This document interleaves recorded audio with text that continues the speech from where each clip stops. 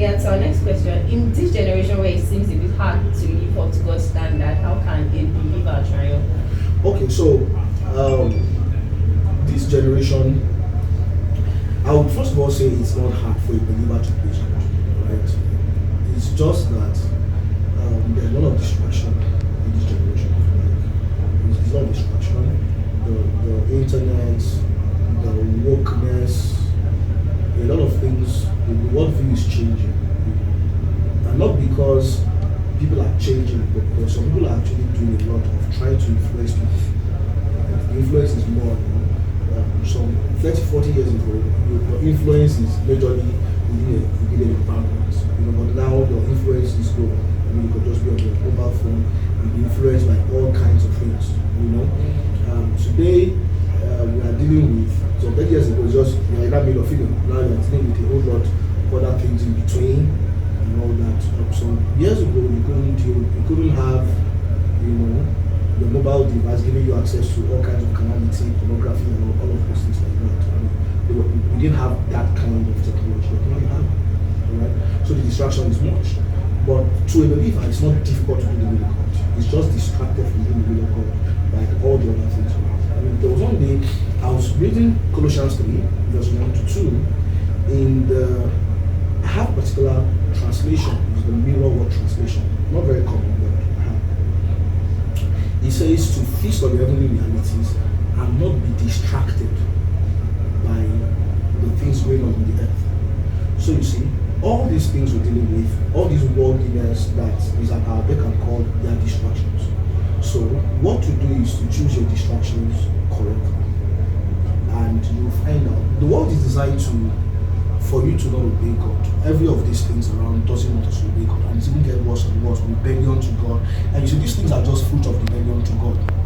And it's not even peculiar to this generation. For example, if you read the Bible, in Romans chapter 1, it mentions some of the devices we are dealing with today. Women abusing their body for themselves, men and all that. And all of these things are actually in the Bible. So they have been before now. The only difference is that if Nigeria, for example, doesn't have access to internet and world news, you probably don't know. You probably would not know as of today that there's such a thing as non-binary. Binary, you wouldn't know. So you see, the phone gives us access to all of this world. But what am I supposed to do? Choose my distraction. That is, what am I going to do? What am I going to focus on? Right? Am I going to focus on all these distractions that are keeping me away from God and leaving to please Him? Or I'm going to keep my eyes on Jesus and what pleases Him?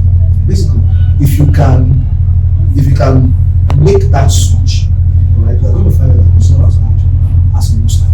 Okay? Yes, it's harder to stand up. That's what I can agree with. It's harder to stand up for Jesus now. That is to stand up and say, this is what I believe. This is what I'm going with. Alright? Because there's so many eyes looking at you, like people are waiting for you to make one religious comment and they tag you extremist religion. They're waiting for you to say something and they say you're a church girl. People are abusing when you say you do this. They say you have been deceived, you have been brainwashed. So it's harder to stand to let people know this is what I believe. But for you to please God, it's not hard if we choose Him. I'll give you an example. Right? Like I was saying when I was teaching, right? Instead of spending 10 hours watching the same movie, you can spend the same 10 hours on YouTube, just going through maybe only go service channel and listening. What you just do is you just choose your distraction. You can spend 10 hours listening to a message. I'm saying that there's a way you can switch it, and focus on what, because the same technology that gives us all the distractions today, godliness also has access to technology, and we can choose. And you get what I'm saying? Basically, that's what I think. All right, it's for people to choose a distraction. You also prioritize which one is more important. All right, if God is more important, then let it be what we feel my interactions is today, much more than the world. So I think we'll be fine. Alright, so that means with that, we can say we are products of what we expose our mind to, and choosing our distraction, we've chosen that God will be our distraction. Yes, choose what, I like your language. Choose what to expose yourself to. Alright, choose it. Alright, so moving forward, what's your advice for young adults and youth who find it difficult to live a good life? Okay, number one, I would say find a good church. Find a very good church. And a very good church is defined by a couple of things, right? very good church, we have a very good pastor. A good pastor is someone who teaches God's word well, who cares for the flock, who is not out to fleece the flock, to milk the flock, but to be a blessing to the flock. Right? But primarily, he teaches God's word. Right? If a pastor does a lot of welfare, doesn't teach the flock, but we still not going to help you. All right? He will feed your body, but will not feed your soul. Right? So choose a very good church. And then when you find a very good church, be committed and go there often. There's a lot that God wants to do in our lives to the local church. There was a lady that said that there are two things that God is doing in every generation. He's building strong local churches, teaching them to follow the Holy Ghost. A strong local church is what you need. You have a strong local church, you have a good pastoral pastor is teaching God's word, which is very paramount to learn God's word. Then they also have like oversight over your soul. They're able to monitor your activities, not like monitoring spirit kind of, but the pastor knows your whereabouts. The pastor sees you on social media, whatever, he's able to correct you when you do things that are wrong. Another thing it does is it offers you godly example around you.